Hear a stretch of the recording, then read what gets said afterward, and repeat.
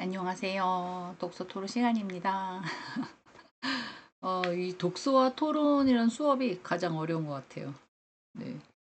들으실 때 어떻게 해요? 틀어놓고 딴짓하거나 가만히 이렇게 예쁘게 앉아 계시는 분 몇 명 안 될 것 같다는 느낌이 듭니다. 왜냐하면 서로 어떤 주제를 가지고 얘기를 해야 되는데 그렇지 못해요, 사실은. 그래서 제가 5주차, 6주차를 하면서 이제 책을 읽었다고 가정을 하고 그걸 한번 설명을 해야 되나? 뭐 이렇게 얘기했어요. 처음에는 뭐 이렇게 독서가 뭐예요? 어, 그 교과목이 어때요? 그리고 글을 읽을 때는 어떤 사고방식을 가져야 돼요? 글쓰기에는 논리적으로 뭔가를 쓰셔야 돼요. 그 다음에 독서를 한 다음에 꼭 요약을 하셔야 돼요. 뭐 이런 얘기를 했었어요. 그리고 조금 더 핵심이나 주제나 이런 것들을 메시지 같은 걸 또 좀 분석해서 체크업 하셔야 됩니다. 뭐 이렇게. 그리고 나서는 얘기를 할 때는 기본적으로 효과적으로 어떤 식으로 원칙의 기술을 해서 논리적으로 말할 수 있는 테크닉도 필요합니다. 이런 얘기를 말씀을 드렸어요. 그리고 이제 책을 읽고 약간 주제를 선정하는 것까지는 이해를 하겠는데 토론을 어떻게 말씀을 드려야 되나 엄청나게 고민을 사실 했습니다. 그래서 지금 해보기는 해볼 건데 이제 논리적인 주장과 반박하는 실습을 저 혼자 얘기하고 말씀드리고 해야 돼요. 그래서 제가 하면서도 아 이거 진짜 가능할까? 뭐 이런 생각을 좀 가졌어요. 근데 이제 비대면 하겠다 학교에서 이제 비대면을 확장시키라고 하니까 비대면을 하겠다라고 단언하게 선언해 놓고는 조금 좀 고민이 되더라고요. 예를 들어서 실질적인 토론을 통해서 자기 주장을 막 펼치려고 해요. 근데 이제 반박하는 것도 매우 효과적인 해요. 근데 듣고 나선 아니야, 네 말 아니야, 틀렸어. 계속 이런 식으로 하면 이거 무슨 토론입니까? 화날 것 같아요. 실습을 통해서 참가자들이 자기 주장에 대해서 명확하게 막 전달을 하겠죠. 이런 제가 이렇고 이렇게 생각합니다. 그러면 생각을 해보세요.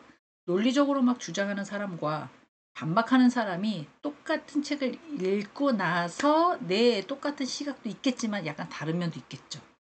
그런 걸 한번 생각을 해 보신다면 상대적으로 법과 상대를 논리적인 대응하는 방법을 배울 수 있다는 거죠. 좋은 방법은 상대편이 논리적으로 얘기하는 부분을 처음엔 약간 네 칭찬하고 들어가는 게 좋다고 저는 개인적으로 생각해요. 그렇게 생각하시는군요. 저도 그렇게 생각해 왔는데 저는 반박하는 입장이다 보니까 약간씩 다른 시각으로 한번 설명을 해보겠습니다. 뭐 이런 식으로 한다든가. 근데 이건 처음에는 그 연습하지 않으면 끌려갈 것 같은 느낌? 상대가 옳다고 얘기를 하고 저는 약간 시각을 다른 면으로 봐야 된다니까 약간 네, 끌려가는 느낌? 그래서 반복적인 연습과 실전을 통해서 자기가 생각하고 있는 것들을 막 주장해야 된다는 거죠. 가끔 제가 탤런트 얘기를 하는데요. 배우나 탤런트 같은 사람들은 어떤 배역을 딱 맡으면 어떻게 해요? 감정이나 표정이나 삶을 그 캐릭터에 딱 맞추는 거잖아요. 마찬가지로 자기가 어떤 역할을 받았어요.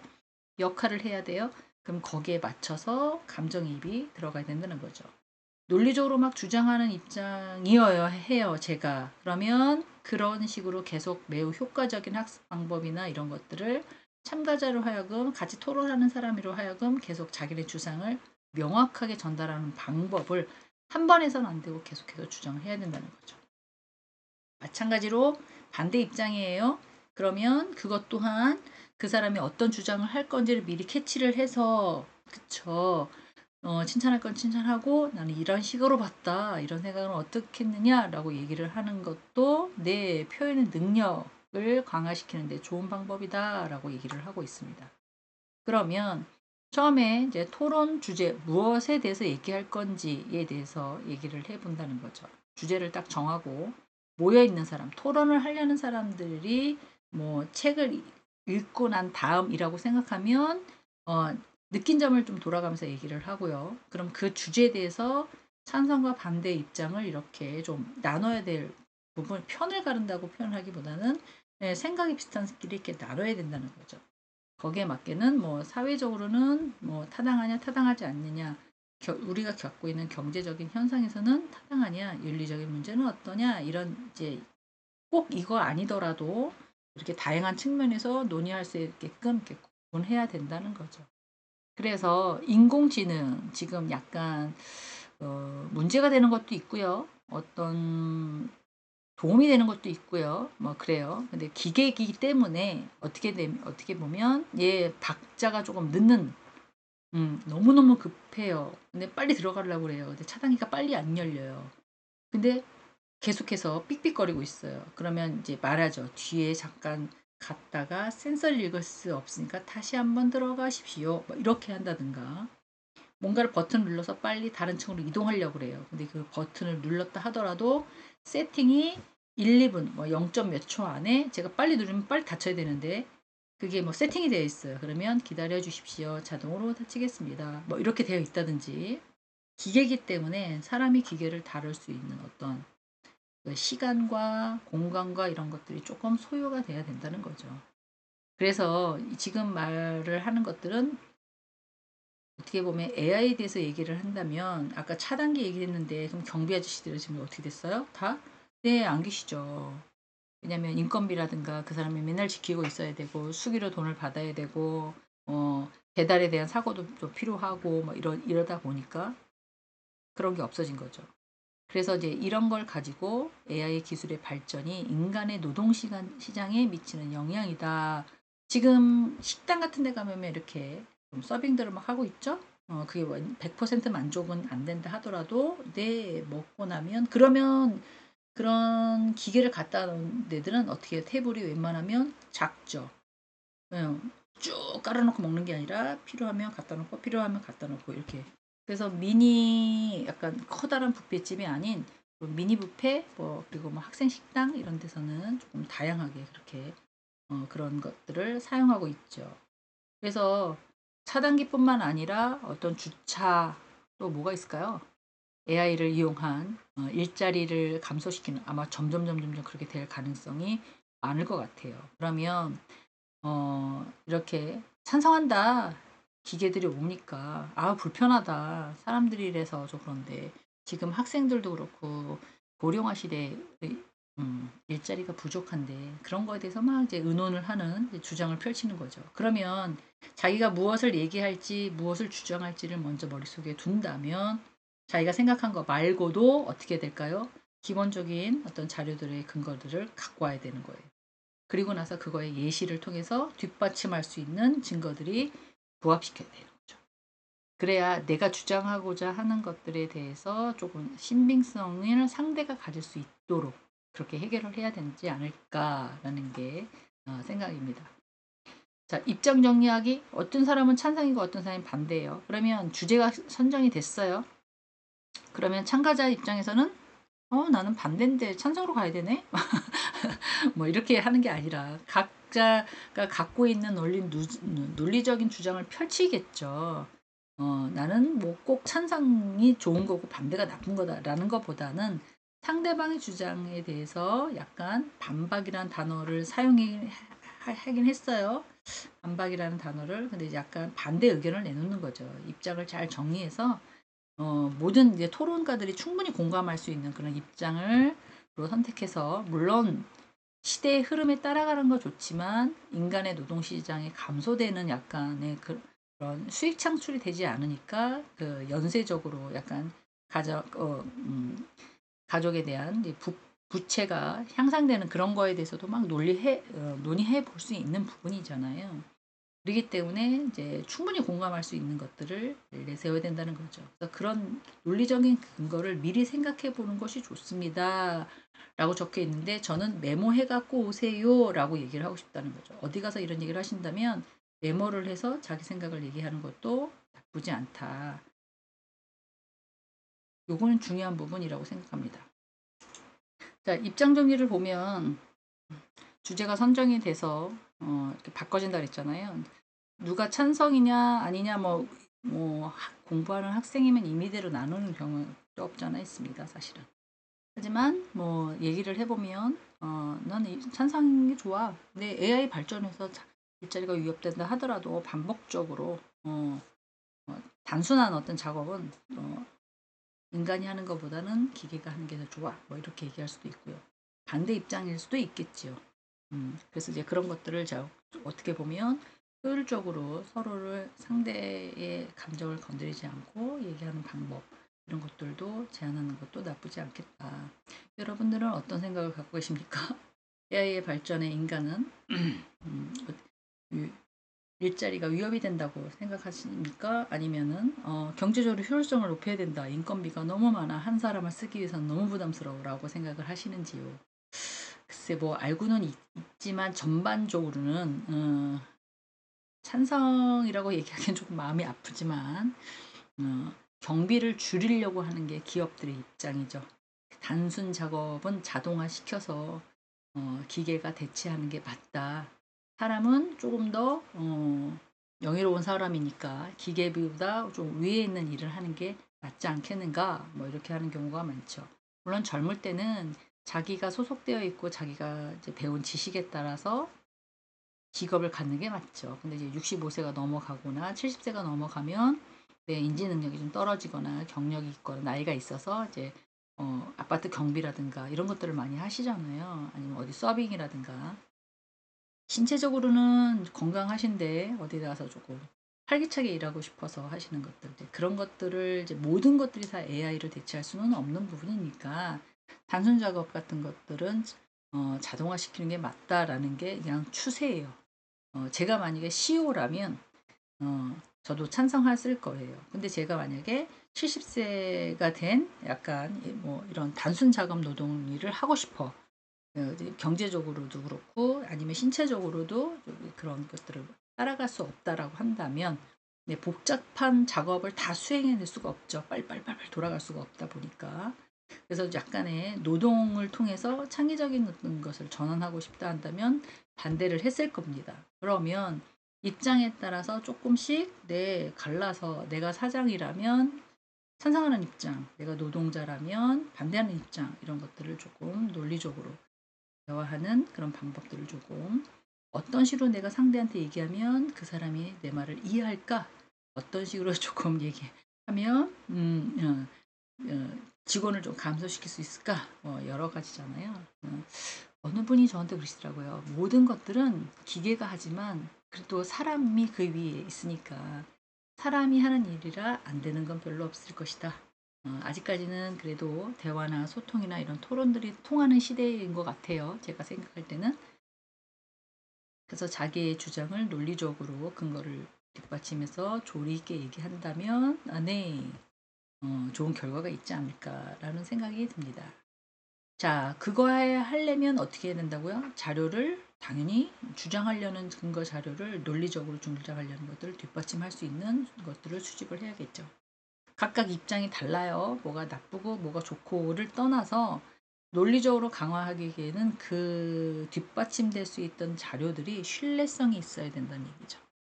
주장을 하고자 하는 단계이긴 하겠지만 보십시오. 이런 것들이 AI가 자동차에서 복합되면서 자동차 사고도 많이 나고 뜨거운 태양 때문에 전기 자동차가 좋긴 하지만 뭐 효율적이긴 하지만 불이 나고 뭐 이런 사건들이 있었잖아요. 그런 거에는 논문이나 통계 자료나 전문가 의견을 뒷받침해서 자신의 입장을 약간 근거를 마련해야 된다는 거죠. 뿐만 아니라 지금 너무 잘 되어 가고 있는 AI 시스템도 있어요. 그래서 그런 것들을 통해서 사람들이 조금 더 편리하고 교통체증이라든지 환경이라든지 다양한 삶의 어떤 퀄리티를 조금 높이기 위해서 모든 것들이 발달되어 가고 있으니까 그런 거에 대한 뒷받침에 대한 근거 자료를 조금 마련해서 토론 중에서 제시한다면 양측 다 신뢰성이 있는 설득력이 좀 높는 그런 역할이 된다는 거예요. 그러면 A와 B 찬성과 반대 중에서 어떤 편을 반드시 들어주거나 결과가 나야 된다면 좀 냉철하게 평가를 해야 될 부분이 없잖아 있겠죠. 중간 입장에서 평가단을 놓고 저분이 너무 개인적인 얘기를 많이 하면서 그렇게 약간 열을 높이네. 아, 이 사람은 조목조목 얘기하면서 무언가를 조금 처리하려고 하네. 뭐 이런 식으로 약간 중재자들이 있어야겠죠. 그런 걸 통해서 어느 편이 좋다, 나쁘다. 이 토론은 서로 얘기해서 결과를 내는 것보다 자기 주장이 맞는 말이기를 약간 바라는 마음이 있으니까 그렇게 토론하는 방법이잖아요. 그래서 이제 찬성 측 수집을 보면 뭐 세계 경제 포럼에 대해서 보고서를 들먹거리면서 2025년까지는 AI와 자동 기술이 약 몇만 개의 일자리를 사라질 거라고 예상하고 있다. 어, 이제는 주차 관리하시는 분들도 없어질 것 같다는 생각이 듭니다. 혹시 지하 주차장 가면 안에 이렇게 큰 매장 가면은 빨간 거, 파란 거 이렇게 표시되어 있는 거, 여긴 비어 있어요. 여기는 지금 차가 있어요. 이렇게 표시되어 있잖아요. 이제 그런 것들도 AI의 도움을 받는 부분도 없잖아 있죠. 또 하나는 주차를 잘 못하시는 분들이면 이제 주차를 잘 할 수 있도록 그 칸에만 넣을 수 있게끔 바퀴가 365 돌아간다든지 아니면 주차 모드로 가면 이제 자유롭게 돌아갔다든지 그런 버튼이 생겨나지는 않을까 생각해요. 그래서 지금 이렇게 자기 AI 부분에 대해서 이렇게 예상을 했으면 뭐 옥스퍼드 대학의 연구에 따라서 약 몇 퍼센트가 자동화될 가능성이 많다. 실제적으로 경제적으로 보면은 그럴 가능성이 더 많아지는 거죠. 지금 핸드폰을 다 손에 들고 살 거라는 거는 다들 몰랐거든요. 그리고 화면으로 이렇게 수업을 하실 거라는 거는 그렇게 웬만한 사람들, 아주 극소수에 있는 사람들을 제외하고는 뭐 외국 기업하고 얘기를 한다든지 뭐 이런 사람들에 대해서 이렇게 대중화될 거라고 생각을 못 했었죠. 그런 게 지금 되어 가고 있잖아요. 그리고 또 하나는 뭐 데이터가 WEF 보고서에 따르면 뭐 이게 어디예요? 저도 잘 모르겠어요. 안 찾아봤는데. 약간 자동화 기술이 약 몇 개 이상의 새로운 일자리를 창출할 것으로 예측한다. 자동화 기술도 사람이 조작하고 만드는 거예요. 그러면 그런 부분에 대해서는 조금 더 관리할 수 있는 사람, 거기서도 뭔가가 좀 깊게 연구하는 사람도 있지만 조작이 가능한 게끔 하는 사람들도 필요할 거라는 거죠. 그래서 AI 기술의 발전으로 인해서 새로운 사업이 부상될 수도 있고 데이터 분석과 AI 엔지니어와 같은 고급 기술의 직종이 급감할 수도 있다. 모든 사람들이 다 그러면 노인네들을 기준으로 해서 일자리를 뭐 있지 않느냐라고 얘기를 할 수 있지만 그래도 젊은 사람들이 일자리를 많이 갖는 것이 훨씬 더 효율적이고 그리고 뭐 60대 70대라 하더라도 네 모든 분들이 그때는 이제는 자기 관리도 잘 하고 있기 때문에 고령화라고 이렇게 배제시킬 수 있는 것은 아니라고 생각을 하거든요. 그래서 뭐 60, 70이라 하더라도 충분하게 사회생활을 할 수 있는 그런 시대가 돌아왔으니까 충분히 아직까지도 고급 기술의 직종을 급감할 수 있지 않을까 뭐 이런 식으로 주장을 내세울 수 있다는 거죠. 그래서 이런 것들을 가지고 이제 토론을 진행하는데 토론이 시작되면 각 참가자들이 갖고 온 자료들이 다 있잖아요. 그러면 이제 제가 먼저 얘기하겠습니다. 제가 먼저 얘기하겠습니다. 이런 게 보다는 제 생각에는 중재자가 있어야 된다고 생각을 하고요. 그리고 어떤 좌장이라고 얘기를 하는데 의논을 할 수 있게끔 사회 같은 걸 보시는 거죠. 지금부터 이렇게 하겠습니다. 찬성과 반대가 앉아 계시는데 어느 분부터 하면 좋을까요? 라고 얘기하고 그리고 뭐 이게 학생이고 어린 학생이면 뭐 가위바위보 해서 먼저 얘기를 한다든가 아니면 어떻게 할지 모르니까 좀 삐죽삐죽하고 있다가 상대가 얘기하는 부분에 대해서는 네, 또 저분이 저렇게 얘기하는구나. 난 이런 식으로 얘기해야지. 뭐 이렇게 약간 음, 뭐 선행 학습을 통해서 제가 공부한다든가 그러니까 참가자가 준비한 자료 등을 바탕으로 논리적으로 왜 그렇게 생각하는지를 각자 발표하고 의논하는 그런 시간을 갖는 거죠. 그리고 각자 주장을 발표한 다음에 상대방의 주장을 조금 순서에 따라서 반박하는 순서에 따라서 논리적으로 그러면 상대가 발표할 때 내가 반대 입장이라면 뭐 하고 있어야지 좋은 토론이 될까요? 메모하고 있어야 돼요. 상대가 무슨 얘기를 하고 있는지를 메모해서 하나씩 하나씩 하나씩 얘기해 하는 거죠. 청문회 보셨죠?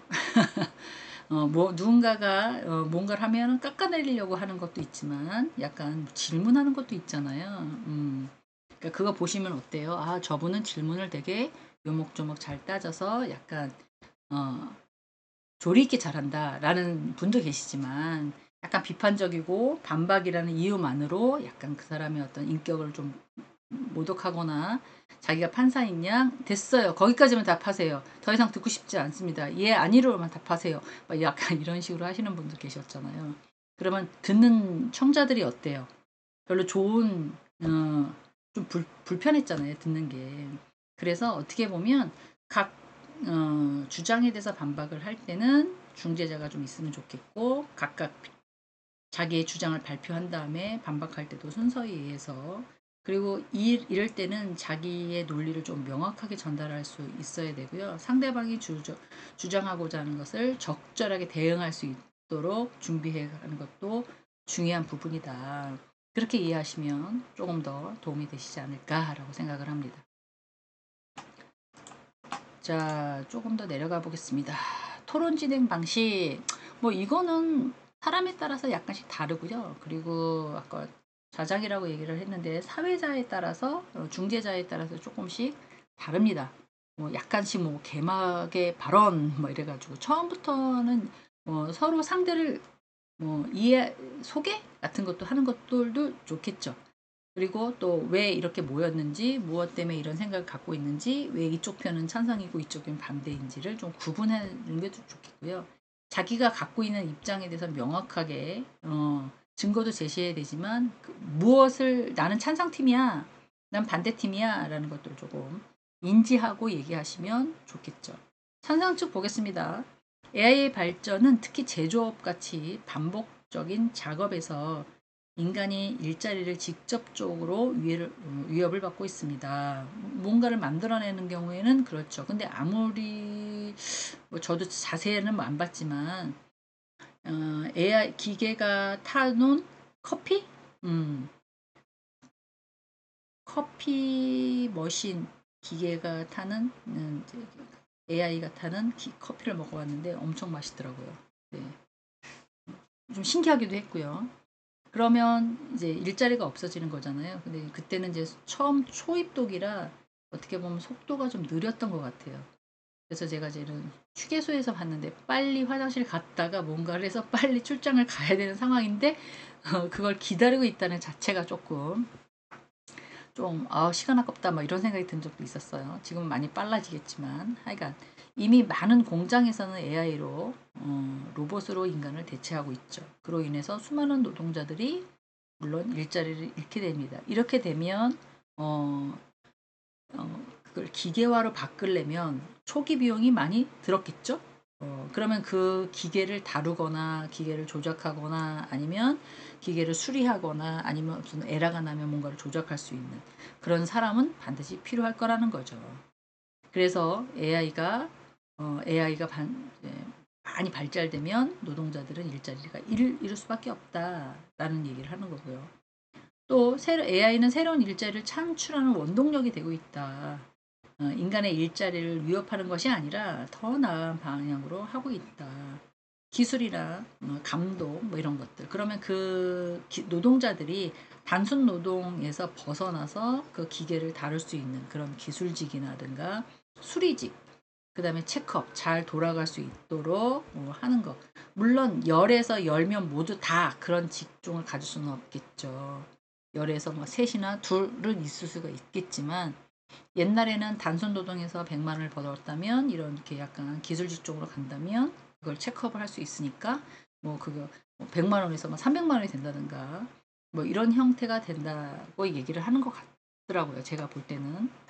그러면 따져보는 거예요. 7명은 어디로 가는 거예요? 막 이렇게 얘기할 수도 있는데 다 그런 사람이 되라는 거죠. 훨씬 더 지금에 있는 것보다 시대가 변하면 거기를 능가할 수 있는 인간이 어떻게 보면 존엄하기 때문에 훨씬 더 남이보다 인간의 만물의 영장이니까 남들보다 훨씬 더 위에 있기 때문에 이런 것들을 자꾸 이겨내고 뭔가를 쟁취해 나가야 되지 않겠느냐 약간 이런 의미도 포함되어 있다고 봅니다.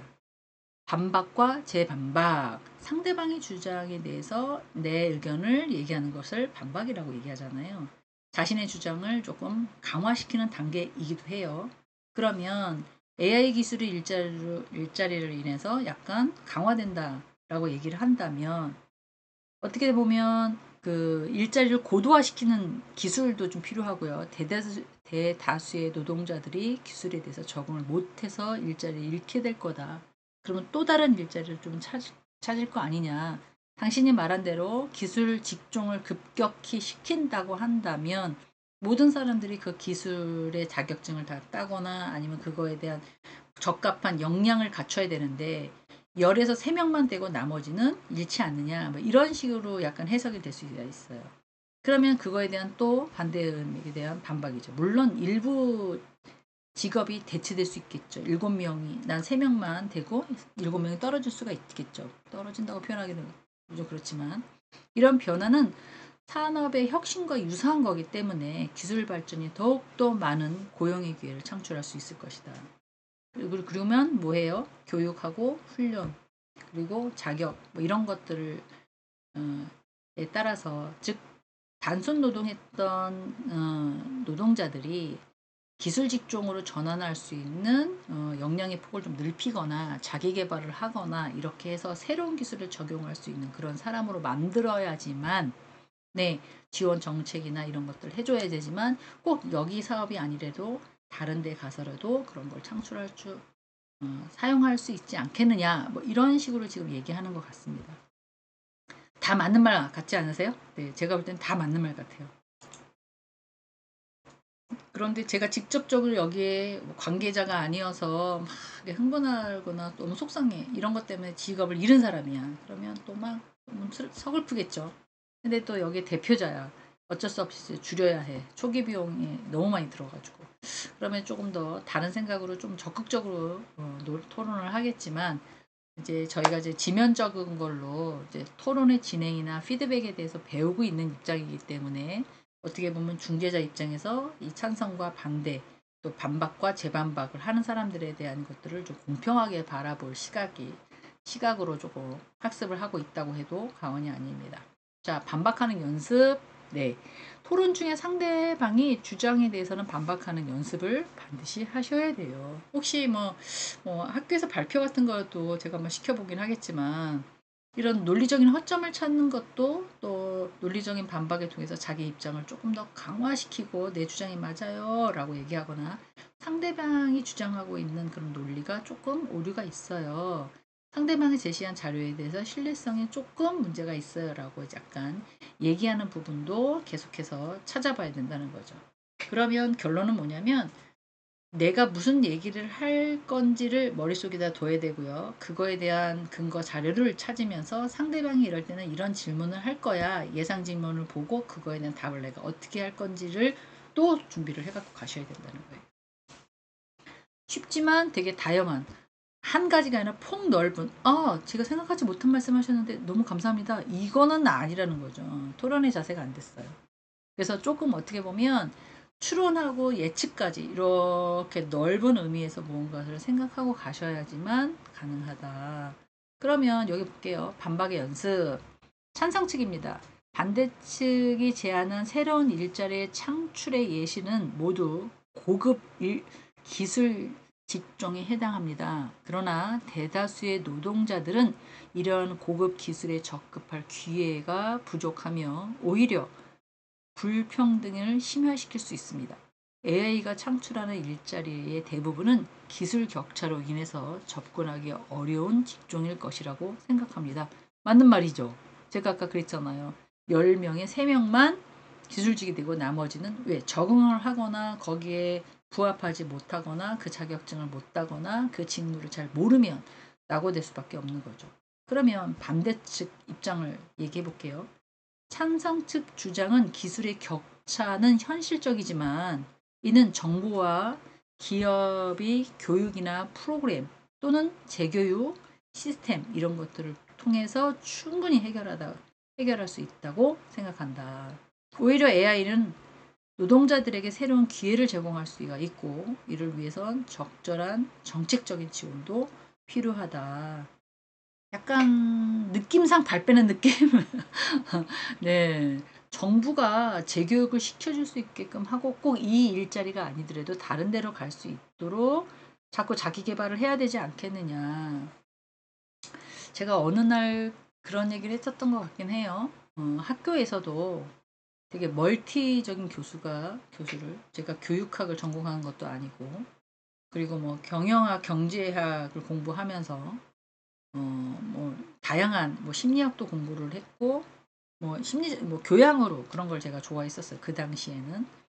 그리고 뭐 이런 국어 같은 경우에는 아무래도 이제 논문을 많이 쓰다 보니까 이제 어법이나 어휘 때문에 저한테 주신 것 같기도 해요.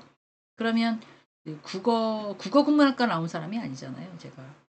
그러기 때문에 한계가 있어요. 그러면 그걸 가지고 막 뭐라고 할 수도 있다는 거죠.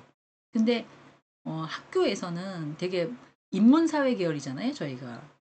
국어나 이런 논술이나 다 인문사회 계열이거든요. 그럼 전반적으로 사회과학이라든가 지구과학, 그 다음에 뭐 이런 거, 의료과학, 이런 게 아니기 때문에 다 가능하다고 보시는 거예요. 모든 사람들이 다. 이 정도는 수강이 가능해. 이 정도는 강의가 가능해. 만약에 몰라? 공부하면서 해. 이렇게 지금 하고 있거든요. 마찬가지로 지금 이 공부를 하셔서 학위를 받으시고 다른 일을 하신다고 하면 약간 멀티여야 돼요. 사회는 그런 것들을 되게 중요시 여기거든요. 지금 노동자들이 단순 노동을 위해서는 생계를 유지할 수 없으니 당연히 불평등하게 될 수밖에 없다. 공부를 하는 사람이면 일자리를 찾을 거고 그렇지 못한 사람이면 낙오될 거다. 뭐 이런 얘기잖아요.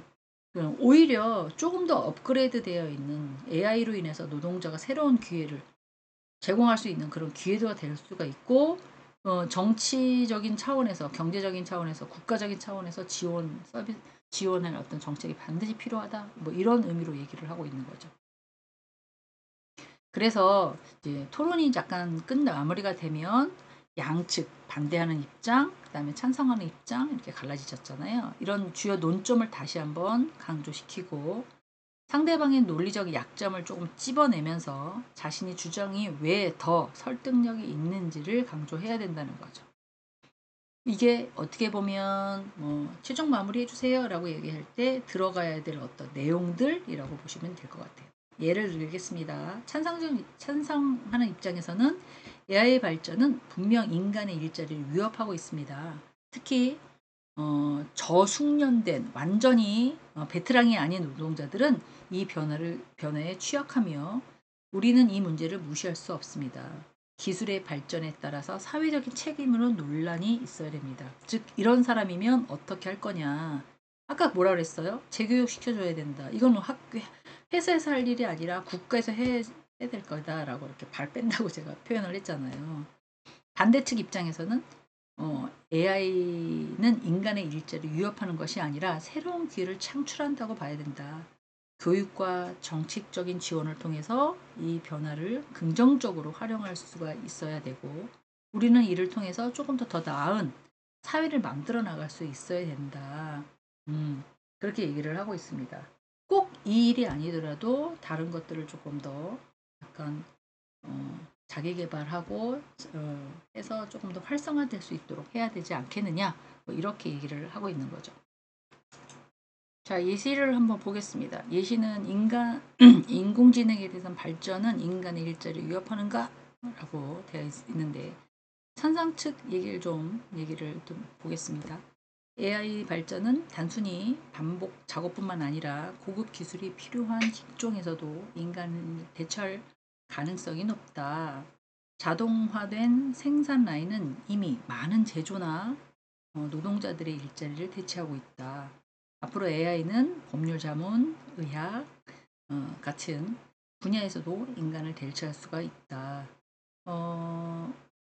세무나 이런 것들도 자기 신분증 카드만 되면 그 사람이 어떤 식으로 되어 있는지 금방 또 확인이 가능하고 또 굳이 뭐 서류를 쓰지 않아도 아이디 카드만 내도 금방 알 수 있는 이런 형태로 많이 바뀐다고 얘기를 하더라고요. 뿐만 아니라 수술도 약간 지금도 현미경 보고 사람이 하고 있지만 좀 더 디테일하게 할 수 있는 그런 시대가 된다고 얘기를 하고 있더라고요. 따라서 반박 측에서는 AI는 일부 직종에선 인간의 역할을 대체할 수도 있지만 이로 인해서 새로운 일자리를 창출도 이루어질 가능성이 무척 크다. 개발이라든가 유지 보수 또 새로운 직업이 생겨날 수 있고 인간이 수행하기 어려운 창의적이고 감정적인 분야에서는 인간이 역시 필요하기 때문에 그렇다. 뭐 이런 형태로 지금 찬반의 예시가 계속해서 얘기를 하고 있죠. 어떻게 보면 둘 다 맞는 얘기죠. 뭐가 좋다, 뭐가 나쁘다라고 얘기하기는 조금 애매모호하지만 이런 식으로 이제 어떤 거를 가지고 토론을 계속하는 자, 상대편의 말이나 어떤 피드백을 좀 무시해서도 조금 안 됩니다. 왜냐하면 그 피드백이 개선할 점을 상대가 훨씬 더 빨리 인지하기 때문에 실습에서 적용하는 과정에서 가장 필요하다고 보시면 돼요. 자기가 자기 평가를 하는 것도 있지만 상대가 나를 평가하는 게 훨씬 더 도움이 되는 거거든요. 지도자의 피드백을 포함할 수 있을 뿐만 아니라 이를 통해서 참가자들이 자신의 어떤 강점이나 약점 이런 것들을 잘 파악할 수 있기 때문에 논리적인 사고와 토론 기술에 조금 더 발전시킬 수 있다라고 얘기를 하고 있어요. 그래서 저 사람이 뭘 알아서 나한테 얘기를 하지? 라는 생각보다는 저 사람의 의견은 저렇게 받아들일 수가 있구나. 그래서 피드백을 주거나 어떤 뭔가를 평가를 할 때는 음, 자기 감정을 들어가지 않는 선에서 하는 게 가장 중요하다라고 보시면 될 것 같아요. 그럼 피드백에서 자기가 자기 평가한다는 것은 토론이 끝난 후에 참가자들은 자신이 주장과 반박이 얼마나 효과적이었는지를 평가하는 거예요. 그때 왜 이렇게 소리 질렀어? 이렇게 거기서 톤 높이면 안 돼. 이렇게 얘기할 수도 있고요. 말 잘했어. 어떻게 이렇게 논리적으로 얘기를 할 수 있어? 막 이렇게. 내가 주장한 근거가 충분히 설득이 가능한가? 아니면 상대방의 주장에서 적절하게 반박했는가? 뭐 이런 것들. 왜 후회하잖아요. 그때 그렇게 얘기하지 말걸. 잘못했어. 이러잖아요, 사람들은. 그런 것들이 이런 토론에서는 없어야 된다. 이런 거죠. 그래서 객관적이고 냉철하게 공정히, 공의롭게 얘기를 해야 됩니다. 동료를 참가자들 간에 서로의 평가하는 것이 또 좋죠. 네. 동료들은 상대방의 감정의 약점을 지적하는 경우가 꽤 많아요. 그게 어쩌면 보면 더 정확할 수도 있다고 봅니다. 그래서 개선할 점의 조언에 대해서 조금 감사한 마음으로 받아들이는 것도 나쁘지 않을 것 같아요. 그리고 저도 피드백을 받지만 저도 상대편한테 피드백을 주잖아요. 그래서 그 과정에서 상호 피드백에 대한 중요성, 그래서 이런 걸 가지고 건설적으로 비판을 해서 내가 이번에는 이런 걸 실수했구나. 이번에는 저 사람은 저런 부분이 좋았구나. 뭐 이런 것들을 서로 공유하고 너무 잘했어요. 이렇게 얘기하는 것도 좋겠죠. 그리고 이 토론에는 중재자가 반드시 있어야 된다고 말씀드렸잖아요. 이 중재자는 이 토론하는 사람보다 훨씬 더 뭐 선생님 아니면 교수 아니면 중간 입장에서 그 사람보다 훨씬 더 나은 평가를 할 수 있는 사람이 토론 중간자가 하면 더욱더 좋을 것 같아요. 그래서 토론을 지켜보는 어떤 지도자라고 표현을 하고 있는데 그런 사람이 각 참가자들의 논리적인 전개 방식을 체크를 해서 논리적으로 얘기를 했는지 그리고 주장이나 반박을 설득력 있게 얘기를 하고 있는지 그리고 나서는 표현력이나 피드백에 대한 제공을 했는지 이런 것들도 좀 구체화 또 봐야 된다는 거죠. 그래서 구체적인 예를 들어서 개선할 부분을 좀 설명을 하고 그리고 토론을 어떻게 하면 적절한 건지 조언을 하고 찬반 입장에서는 이런 부분에 대해서 조금 더 보완을 해야 된다.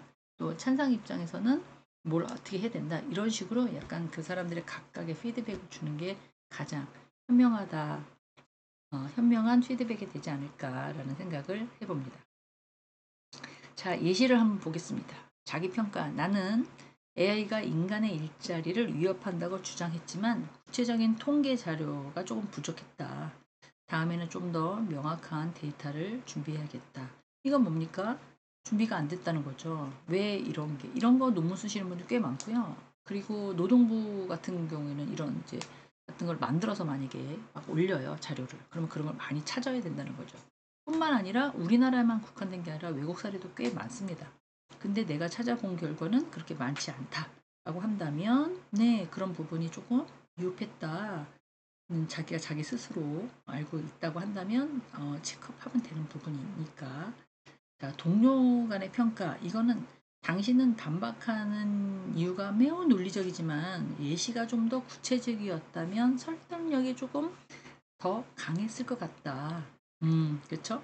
AI가 실제로 대체한 직종을 언급한다든지 그러면 얼마나 많은 것들을 찾아야겠어요. 그렇죠? 일자리를 위협한다라는 위의 자기 평가에 대해서는 통계청이나 아니면 뭐 그 고용노동부나 이런 데서 보면 볼 수 있지만 이거는 어떤 직종에서 AI가 포함되어 있는 건지를 보려면 얼마나 많은 제조 산업부터 시작해서 혹시 약국에 가실 때 약사가 딱딱딱딱 걸어놓고 약을 딱 넣으면 알아서 찍찍찍찍찍찍 해갖고 오잖아요. 그죠? 옛날에는 하나씩 넣어서 비닐에 넣어가지고 종이에 넣어서 이렇게 푹 찍어서 이렇게 줬지만 그런 것도 AI라고 볼 수 있거든요. 기계화된 것도 전산화, 프로그램화 되어 있으니까. 그러니까 그런 직종들을 얘기하려면 어우 이거는 뭐 어마무시한 걸 다 확인해야 되니까 만약에 내일이 토론이다. 그럼 그거 어떻게 다 찾아요? 시간도 제약돼 있는데. 그런 문제가 없잖아 있죠. 자, 지도자에 대한 피드백. 찬성 측은 AI의 발전에 따른 일자리를 감소에 대한 우려를 잘 표현했지만 더 다양한 사례를 제시할 필요가 없잖아 있다. 그죠? 이 부분 본인도 데이터가 좀 부족하다고 말을 했어요. 그러면 지도자도 네, 중간에 있는 사람도 좀 사례가 좀 필요하다라고 얘기를 하고 반대쪽 입장에서는 새로운 일자리를 창출할 가능성을 잘 설명했지만 그 과정에서 AI가 인간의 역할을 어떻게 보완할 수 있는지 다 사례가 부족한 거죠. 그러니까는 말하고자 하는 어떤 주제는 요만큼인데 증거로 뒷받침해야 될 거는 어마무시하게 좀 광범위하다 보니까 이런 사례들을 많이 찾아서 준비를 좀 하시는 분이 그래도 이제 토론에 대해서 이겼다 승리했다 누가 뭐 잘했다 못했다라고 표현보다는 자기 주장을 좀 더 논리적으로 표현했다 안 표현했다 이제 그런 것들을 조금 염두에 두셔야 되지 않겠는가라고 생각이 듭니다. 이러한 토론은요 어떻게 보면 그 처음에는 딱 할 수가 없어요. 일단은 막 우리가 만나서 수다 떠는 거랑은 조금 광범위하기 때문에 앞에 나가서 발표하라고 해도 대부분 이렇게 막 자기 여기 칠판을 쳐다본다든지 자기가 준비해낸 자료를 막 그렇게 들여다본다든지 아니면 핸드폰으로 적었건 학생들은 핸드폰을 막 이렇게 들여다본다든지 약간 이래요. 앞에 나와서 얘기한다는 건 그렇게 좀 뭐랄까 익숙해져 있는 저희들을 제외하고는 네, 많은 경험을 했잖아요. 몇십 년 동안 경험을 한 저희들도 좀 불편할 때가 있는데 학생들은 다 당연히 그렇죠. 그런데도 불구하고 이 토론은 이제 가운데 누가 앉아 있고 이렇게 선을 갈라서 찬반, 찬성, 반대 이렇게 앉아 있어서 얘기하는 그 자체만으로도 네, 좀 더 어색하거든요, 사실. 그래서 어떻게 해야 되냐면 반복적인 연습을 하시는 수밖에 없습니다, 사실은. 저도 20 몇 년 전에 처음 박사를 받을 때 이제 학생들을 가르칠 때 어떻게 하면 좋을까? 그 당시만 해도 칠판에다가 막 이렇게 쓰면서 뭔가를 설명하는 시대였기 때문에 칠판에 빈 강의실에다가 놓고 저도 저는 연습을 막 했어요. 그리고 문제만 딱 적어 놓고 생각하지 않고 막 이렇게 푸는 이거 저 혼자 푸는 거죠. 학생들이 따라오든지 말든지. 그래도 또 뭐 잘 보더라고요. 그렇게 연습을 막 했던 걸로 생각이 들어요. 그래서 어떻게 보면 반복적인 연습을 통해서 자기가 얘기하고자 하는 논리적으로 주장을 피려고 하는 것들을 반박의 능력을 개선해야 되는 게 맞고요. 연습만이 실습을 통해서 논리적으로 전개 능력이 향상되는 게 맞습니다. 꼭 토론을 위해서 연습을 해라라는 게 아니라 무언가를 잘하고 싶냐 연습하셔야죠. 글을 잘 쓰고 싶냐 계속해서 글을 써보셔야죠. 영어를 잘하고 싶냐 계속해서 영어 단어 읽으셔야죠. 책을 잘 읽고 싶냐 계속해서 책을 많이 읽으셔야죠. 그렇기 때문에 반복적인 실습을 통해서만이 전개되는 이런 향상을 지금 요번 학기에 뭐 22학점 빡빡하게 들으신 분도 계시고 20점에서 22학점 이렇게 들으실 거예요. 과목이 다 다르겠지만 그럼 뭐 하시는 거예요 지금? 똑같은 수업을 계속 들으시는 건 아니지만 비슷한 계열의 수업을 계속해서 듣고 계시는 거잖아요. 이것도 어떻게 보면 반복적인 연습이다라고 저는 생각이 들어요. 다양한 주제를 갖고 토론 경험에 대해서 축적하는 거죠. 뭐 사회복지 들으시는 분도 계시고 다른 뭐 콘텐츠 들으시는 분도 계시고 다른 케어나 서비스를 들으시는 분들도 계실 거예요. 하지만 다양한 주제를 가지고 반복적으로 연습을 하는 것이 많이 내게 되는 거예요. 그게 무엇이 되든 간에 그래서 토론에 참가한 사람들은 논리적으로 준비를 하고 자신 있게 말할 수 있는 그런 능력을 가졌다는 그 이유 하나만으로도 자신감이 업되는 거죠. 지금 거의 학교에 오시는 이유들이 자아 실현, 자신감 향상 뭐 이런 것이잖아요. 또 하나는 감사한 게 뭐냐면 학교에 올 수 있는 여건을 주시고 학교에 올 수 있는 어떤 건강을 주셔서 또 그럼 정신이나 마음이나 이런 모든 것들이 하나가 돼서 공부할 수 있는 이런 나에게 혜택을 주어졌다는 그 자체만으로도 너무 좋은 거잖아요. 그래서 이제 이런 것들을 얘기하실 수 있어야 된다는 거죠. 그래서 예시를 보면 개선된 실습, 뭐 다음 토론에는 이전 토론에 대한 피드백을 했으면 당연히 반영시켜야 되고요. 구체적으로 설득할 수 있는 주장을 좀 더 많은 것들을 준비를 해야 되고요.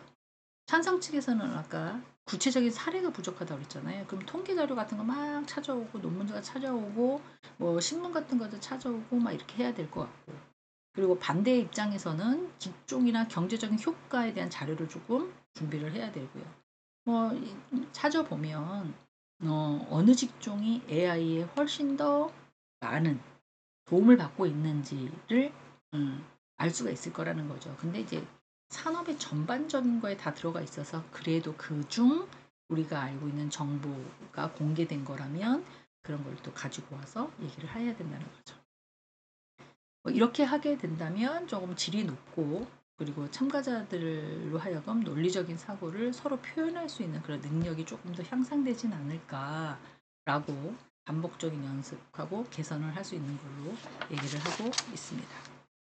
자, 정리하겠습니다. 정리는 실제적으로는 토론을 통해서 논리적으로 주장과 반박하는 연습을 끊임없이 해야 되고요. 그 결과에 대한 이제 피드백이 내가 내 자신한테 주는 것도 있고요. 상대가 저한테 주는 것도 있고요. 중재자가 아니면 지도자가 저한테 주는 것도 있고 그렇습니다. 그럼 뭐예요? 세 가지잖아요. 그런 것들이 그 다음 토론에는 좀 적용이 돼야 된다는 거죠. 그리고 제가 알고 틀리는 거랑 모르고 틀리는 거랑 차이가 있는 거죠. 그래서 이제 매우 개선할 수 있는 효과적인 학습 방법이 될 수가 있고요. 또 반복적인 실습과 피드백이 과정을 통해서 조금 더 자기 자신을 논리적인 사고로 표현력이나 문장이라든가 준비하는 과정에서 모든 것들이 좀 향상될 수 있는 그런 시간이 되지 않을까 어, 그렇게 생각을 하고 있고요. 또 주제가 지금 AI에 대해서 얘기를 하고 있잖아요. 근데 이런 주제가 아니더라도 다양한 주제에 대해서 깊이 있게 딱 머릿속에 박힌다면 이건 어떤 식으로 찾으면 되고 이건 어떤 식으로 논리를 증거를 할 수가 있고 이걸 어떤 식에 들어가면 논리적으로 얘기할 수 있겠구나 이런 약간 아웃라인이라 해야 되나요? 계획들이 쫙 펼쳐나갈 수 있다는 거죠. 저 스스로에게. 그래서 이런 과정을 통해서 논리적인 사고뿐만 아니라 비판적인 사고, 그다음에 협상력, 그다음에 자신감 향상 뭐 이런 것들도 좀 크게 도움이 된다. 이렇게 이해하시면 될 것 같습니다. 어떠셨는지요? 이거 준비하면서 조금 많이 고민을 했어요. 왜냐면 상황에 따라서 우리가 책을 읽고 막 얘기를 해야 되는데 저 혼자 A팀, B팀, 찬성팀, 반대팀 막 이렇게 해서 조금 걱정을 했는데요. 지금 써놓기에는 이제 첫 번째 토론 진행은 이런 식으로 하게 되고 발표와 논의 뿐만 아니라 이제 내 자신, 그다음에 상대편, 그다음에 중재자까지 주는 피드백을 어떻게 잘 제공할 건지 그런 얘기까지 해봤어요. 근데 6주차를 준비하면서 실제 토론을 통해서 조금 더 논리적으로 자기가 주장하는 연습, 상대편의 주장을 내가 반박하는 연습, 그리고 그런 실습을 해야 되는데 그런 실습을 할 수 없다는 게 조금 아쉬웠고요. 그리고 이제 피드백을 통해서 그걸 개선해서 조금 도출하는 그런 형태로 뭔가를 만들어내야 되지 않겠는가 뭐 이런 생각을 또 해봤습니다. 저희 7주차에는요 이제 독서의 심화 분석을 좀 해볼 건데요. 그때 이제 책을 읽어야 되는데 책을 제가 내드리지도 않았고 어떤 책을 같이 읽고 얘기해요 라고 할 수도 없는 상황이잖아요. 왜냐면 어떤 분은 2장 읽었고 어떤 분은 다 읽었고 어떤 분은 중간 읽었고 막 이런 거니까 토론이 될 수 없잖아요. 그래서 이제는 제가 생각했던 것들을 딱 예시를 놓고 그걸 가지고 이렇게 심야 분석을 통해서 심화된 분석이나 비판의 논리는 이렇게 하는 겁니다. 라는 그런 액션을 좀 보여드릴까 생각이 들어요. 그렇게 되면 책을 읽었을 때 이제 분석하는 능력이 조금 올라가지 않을까라는 게 이제 제 개인적인 생각이거든요, 사실은. 그렇게 해서 준비를 좀 해갖고 오겠습니다. 자, 독서 토론 어떻게 듣고 계시나요? 네, 지금 책은 잘 읽고 계시겠지요? 네, 하여간 어떤 수업이든지 간에 귀 기울여서 듣고 계시고요. 그리고 조금 다른 일을 하시더라도 볼륨을 높게 해놓으셔가지고 중요한 얘기 있으면 체크업 하시면서 공부하셨으면 좋겠습니다. 네, 50분 동안 좀 힘드셨죠? 같이 들으시라고 수고하셨고 다음 시간에 또 뵙겠습니다. 고생하셨습니다.